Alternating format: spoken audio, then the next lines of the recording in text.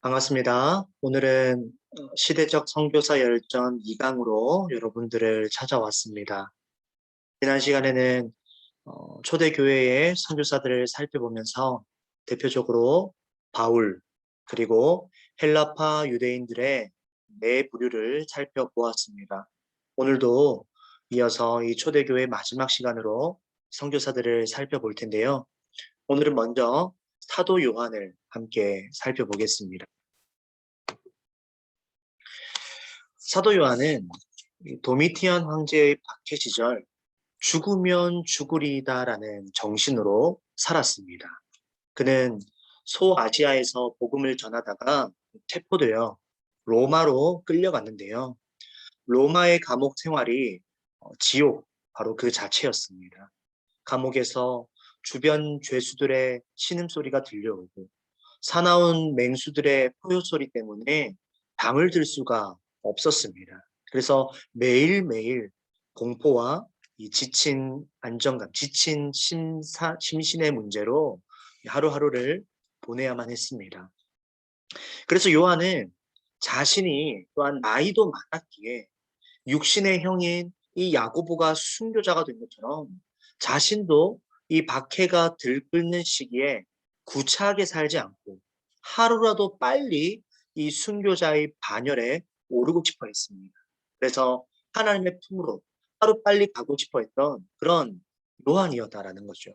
마침 이 때가 와서 이 도미티안 황제는 사도 요한을 경기장으로 끌고 와서 십자가에 매달아 장작불을 지펴 죽이려고 했습니다. 하지만 바람이 불어서 이내 그 장작불이 꺼지고 말았죠. 세 번이나 똑같은 일을 시도했지만 세 번이나 모두 다 이 장작불이 꺼지고 말았습니다. 그러자 왕은 이 사도 요한을 펄펄 끓는 이 가마솥에 집어넣죠. 어떻게 되었을까요? 이번에도 이 사도 요한은 몸 하나 상하지 않고 활활 타오르는 그 가마솥에서 기도하고 있었습니다. 왕은 이 요한이 마술을 부린다라고 생각해서 이번에는 독약을 먹이기로 작정하죠. 그래서 저녁 만찬에 이 요한을 그 왕실로 초대하여서 함께 음식을 먹도록 준비하며 독약을 타서 주었지만 또 어떻게 되었을까요? 네, 요한은 죽지 않았습니다. 그래서 왕은 이 사실이 백성들에게 알려질까 봐 두려워하여서 15년경에 지중해 연안의 암모섬으로 요한을 유배시켜 버린 것이었습니다. 그럼 이 밤모섬으로 간 요한은 어땠을까요? 사도 요한은 밤모섬에서 18개월이라는 시간을 보냈습니다. 당시 밤모섬은 악랄한 정치범 수용소로 누구든지 한번 들어가면 빠져나오기가 매우 힘든 그런 곳이었습니다. 요한은 이제 이곳에서 자신의 생을 마감하기로 결정합니다. 그런데 이곳에서 머무르는 동안 한 로마 병사가 아무런 이유 없이 이 사도 요한에게 발길질을 해대고 침을 뱉고 욕설을 퍼붓는 것이었어요. 하지만 이 나이 많은 요한은 전혀 대꾸하지 않고 오히려 마태복음 5장 44절 너희 원수를 사랑하며 너희를 박해하는 자를 위해 기도하라라는 이 말씀처럼 그 로마 병사를 아주 따뜻하게 대해주었습니다.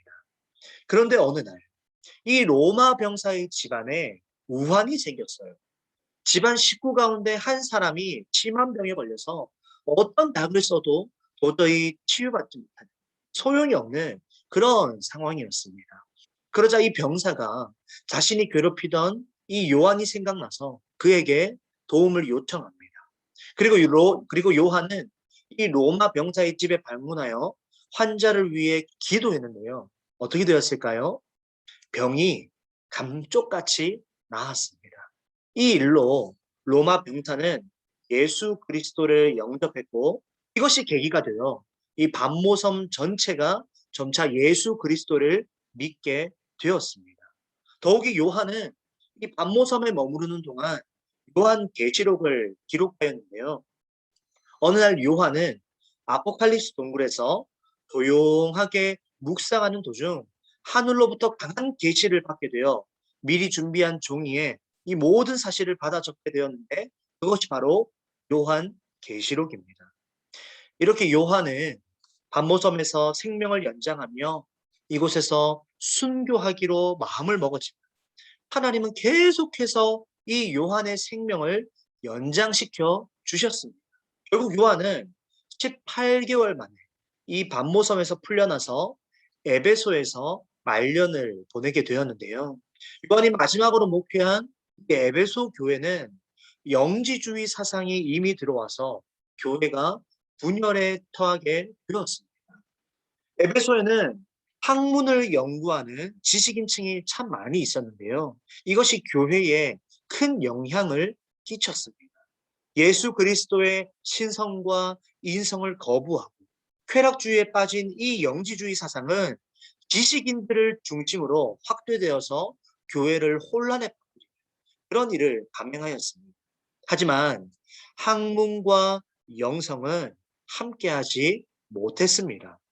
요한은 에베소 교회를 말씀 위에 든든하게 세웠고 성령으로 하나 되는 교회를 만들었습니다. 그렇게 요한은 순교자의 길을 몇 번이나 선택하며 살았지만 예수님의 제자들 가운데 가장 오랫동안 살다가 AD 100년경에 다연사하였습니다. 요한의 성교를 우리가 보면 그는 사랑을 실천하는 자, 또 말과 행동이 일치하는 사도였다라는 것을 우리가 보고 느끼게 될 수 있습니다. 다음으로 사도 요한의 제자인 이 폴리갑을 한번 보도록 하겠습니다. 폴리갑은 안디옥에서 태어났습니다. 구전에 따르면 안디옥의 한 과부가 이 폴리갑을 노예로 샀는데 그가 너무 영특하고 똑똑해서 그녀가 죽을 쯤에 더 이상 이 폴리갑을 노예 신분으로 두지 않고 자유인으로 풀어줍니다. 이후 폴리갑은 이 에베소 교회의 감독인 사도 요한을 만나서 인생의 큰 변화를 겪고 요한의 제자가 되었습니다. 이후 폴리갑은 40세가 되던 110년경에 서문화 교회의 감독으로 임명받아 주의 종으로 일평생 바치기로 결심하지요. 폴리갑의 주 업무는 사도 요한의 전승을 계승시키는 것이었고, 한 폴리갑은 안디옥 교회의 이그나티우스의 영향을 크게 받아서 그의 서신들을 모으고 보관하는 작업도 그의 큰 업무 중에 하나였습니다. 이그나티우스의 순교는 젊은 시절 이 폴리갑에게 아주 큰 영향을 끼쳤습니다. 젊은 폴리갑의 눈에 비친 이 이그나티우스는 죽음 앞에서 초연하고 평화로운 모습을 보였는데요. 이에 감화를 받아서 이 폴리갑 자신도 훗날 이 순교의 길을 걷기를 소망합니다. 결국 세월이 지나서 폴리갑은 자신이 늘 존경하던 이 이그나티우스처럼 순교자의 반열에 서게 된 것을 감사했는데요. 86세의 고령에 지방 총독에게 끌려간 이 폴리갑은 네가 믿는 예수를 부인하라고 수없이 회유를 받지만 눈 하나 깜짝하지 않았습니다. 오히려 폴리갑은 86년 동안 내가 주님의 종으로 살아오면서 주님께서는 한 번도 나를 서운하게 해주신 적이 없는데 어떻게 나를 구원하여 주신 그 왕을 내가 부인할 수 있느냐라며 반문하였습니다. 그러자 이 성난 군중들은 사자의 밥이 되리라라고 외쳤죠. 하지만 앞서 우리가 살펴본 이 사도 요한과 같이 이 사자들도 폴리갑에게 달려가지 않고 머뭇거렸습니다. 그래서 이제 장작불에 불을 지펴 이 폴리갑을 사형시키려고 했지만 이 또한 불이 이 폴리갑 몸에 붙지 않는 것이었어요. 결국 옆에 있던 그림에 보시다시피 옆에 있던 한 병사가 자신에게 있던 방탄을 집어들어 폴리갑의 배를 찌르자 그제서야 이 폴리갑 몸에 불이 붙게 되었습니다. 이러한 폴리갑의 순교 장면은 현재 폴리갑 기념교회, 현 터키의 이즈밀이라는 곳에 성화로 남겨져 있습니다. 폴리갑은 디모데후서 3장 12절에 무릇 그리스도 예수 안에서 경건하게 살고자 하는 자는 박해를 받으리라라고 한 것처럼 묵묵히 박해를 받아들였습니다. 이 모습을 바라본 서문화 교회 교인들은 오히려 더욱더 신앙이 견고하여졌고 하나님을 의지하게 되었습니다. 폴리갑의 순교는 교회를 든든히 세우는 오히려 씨앗과 같은 그런 존재가 되었다라고 볼 수가 있습니다. 다음으로는 투어스 마틴 선교사를 살펴보겠습니다. 투어스 마틴은 316년 파노니아에서 이교도의 부모 밑에서 태어났습니다. 그는 아버지가 군 장교로서 복무하고 있어서 10대라는 젊은 나이에 이 군대에 입대를 할 수 있었는데요. 마틴은 이 고울, 현 프랑스를 말합니다. 이 프랑스 북쪽에서 주로 군 생활을 보내어서 꽤 중요한 사건들은 이 지역에서 일어났다라고 보시면 됩니다. 어느 추운 겨울날, 그림에 보시다시피 어느 추운 겨울날 이 마틴은 벌거벗고 추위에 벌벌 떨고 있는 한 거지를 만나게 됩니다. 울면서 도움을 요청하는 이 거지를 그냥 스쳐 지나갈 수 있었지만 순간 이를 돕고 싶은 마음이 생겨서 호주머니를 살펴보니 이 돈이 한 푼도 없는 거예요. 그러자 이 마틴은 자신이 입고 있던 망토를 칼로 반으로 잘라서 그에게 줍니다. 그리고 그날 저녁 이 마틴은 꿈을 꾸게 되는데요. 꿈속에서 예수님을 만나는데 낡고 허름한 망토를 입고 계셨습니다. 곁에 있던 천사들이 예수님에게 묻습니다. 그 낡고 허름한 망토는 어디에서 났어요? 그러자 예수님이 대답하기를 마틴이지. 비록 마틴은 초신자에 불과하지만 내게 망토를 주었어라고 기쁨으로 대답하였다라고 합니다. 이 일을 계기로 이 마틴은 더욱 주님께 가까이 갈 수 있었고 마침내 그의 나이 18세에 회심을 하게 됩니다. 이러한 마틴의 특별한 경험은 훗날 그를 청빈과 구제의 삶으로 살게 하였습니다. 그렇게 청빈하고 영혼을 사랑하는 마음으로 살았던 이 마틴은 20세가 되던 해에 군 생활을 청산합니다. 그 이유는 수도원에 들어가서 체계적인 영성 훈련을 받기 위해서였죠. 그리고 그때에 자신이 늘 영적 멘토로 삼고 싶어 했던 이 푸아티에의 감독인 힐러리를 만나서 훈련받게 된 것은 이 마틴에게 큰 축복이었습니다. 마틴은 힐러리 감독을 통해 영적 관리를 어떻게 하는지 세세하게 훈련받았을 뿐만 아니라 담당 교구의 사소한 일들을 어떻게 처리해야 하는지도 배웠습니다. 그리고 마틴은 37세가 되던 353년에 감독이 되어서 투어스의 외곽에서 사역을 시작했습니다. 그러다 이 투어스의 감독이 공석이 되자 투어스의 신자들은 투어스 외곽에서 사역하고 있는 이 마틴이 꼭 우리 이 투어스 지역의 감독이 되기를 소망했습니다. 결국 마틴은 360년에 투어스의 감독이 되어서 불모지의 땅이었던 이 투어스를 복음화시키는데 1등 공신이 되었습니다. 그때 마틴의 나이가 44세였습니다. 마틴은 예수님을 믿지 않는 자들에게 복음을 전하는 것을 매우 무척이나 좋아했고 이교 사원을 허물고 미신들을 쫓아내며 가늠한 자들에게 능력 있는 하나님의 말씀을 선포하며 예수 그리스도를 영접하도록 하는 그 일을 매우 기쁘게 여겼습니다. 결국 이 마틴의 사역으로 투어스 지역의 50%가 복음화가 될 수 있었습니다. 마틴의 삶을 돌아보았을 때에 그는 청빈하고 무엇보다 영혼을 뜨겁게 사랑하는 선교사였음을 볼 수가 있습니다.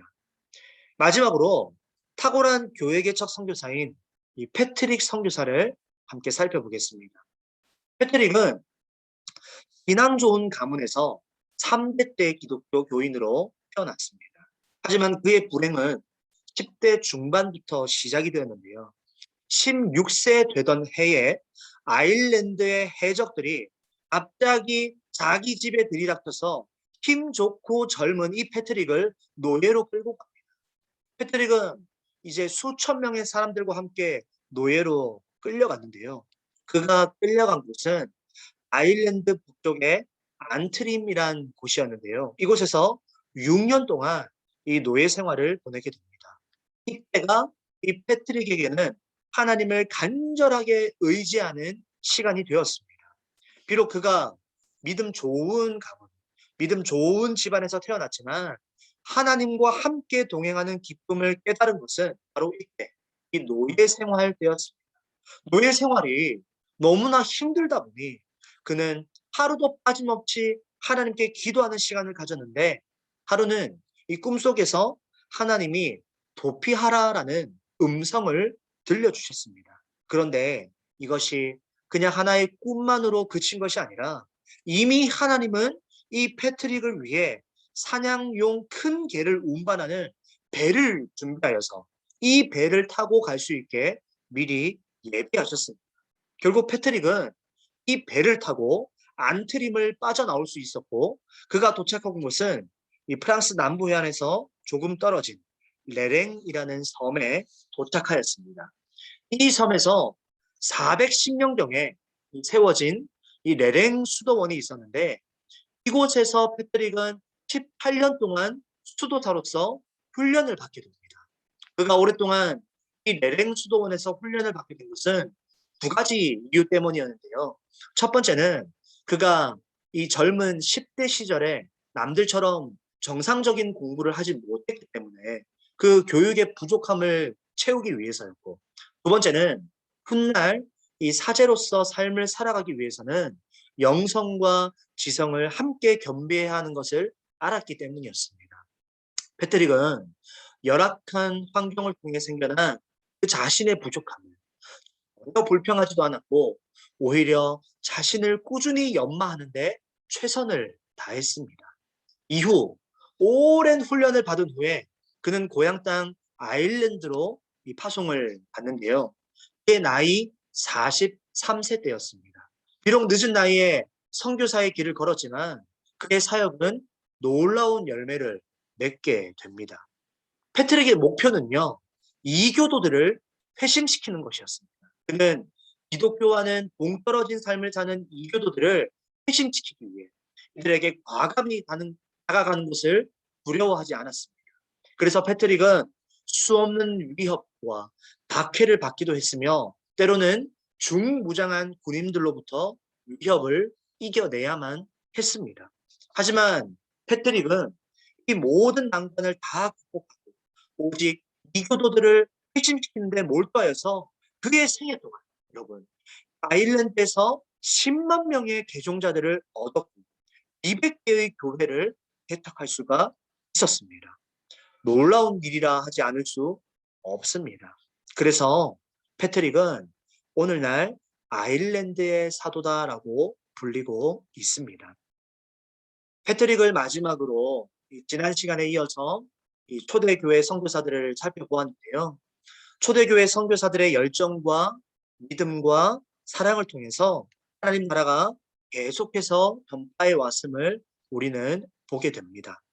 다음 주부터는 이제 중세 시대로 넘어갈 텐데요.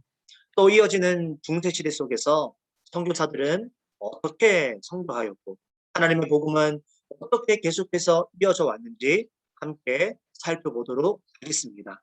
오늘도 이 강의에 함께 참여해 주셔서 감사합니다.